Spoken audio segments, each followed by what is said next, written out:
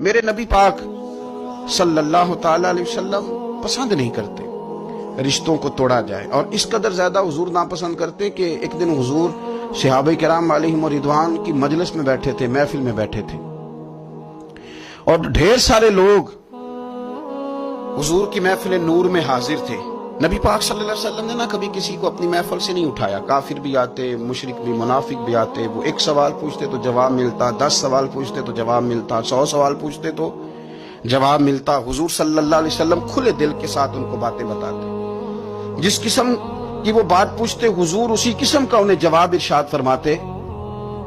لیکن آج محفل جمی ہوئی تھی، صحابہ فرماتے ہیں بہت سارے لوگ تھے، اچانک نبی پاک نے ایک جملہ ارشاد فرمایا بھی آج اگر ہماری محفل میں کوئی ایسا شخص موجود ہے جو رشتے توڑنے والا، جس نے اپنے رشتے توڑ رکھے ہیں، تو وہ میری محفل سے اٹھ کے چلا جائے۔ گرا جو ان کی نگاہ سے وہ سنبھل نہیں سکتا۔ اگر کسی نے رشتے توڑے ہوئے جان بوجھ کے بغیر کسی شرعی وجہ اٹھ کے چلا جائے، اس محفل میں نہ بیٹھے، اتنی بڑی بات۔ صحابہ کہتے ہیں کہ اتنا بڑا جملہ بڑا کم سننے میں ملا، اٹھ کے چلے جاؤ۔ اگر کسی شخص نے اپنے رشتے توڑے ہوئے، اب وہ لوگ نہیں تھے جو یہ کہیں کہ پہلے ہماری بھی تو سنیں نا، ہم آپ کو بتائیں گے رشتہ داروں نے ظلم کتنا کیا ہے، ان کی زیادتیاں کتنی ہیں، ہم آپ کو لسٹ دکھاتے ہیں جس میں ہم نے ان کے گناہ لکھے ہوئے ہیں، ہمارے پاس وہ رجسٹر موجود ہے جس میں ہم نے 1 2 3 4 صفحے بھر دی ہیں ان کے ظلم، اب ہم سے سنیں تو صحیح۔ حضور نے فرمایا جس کا کوئی رشتہ دار ناراض ہے اٹھ کے چلا جائے میری محفل سے۔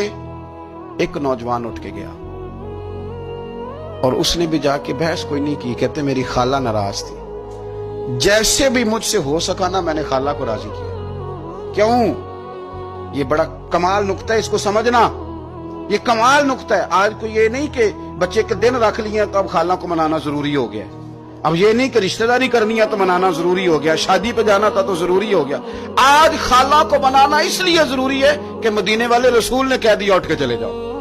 حضور کی رضا کے لیے، نبی پاک کو راضی کرنے کے لیے آج ضروری ہو گیا، ضروری۔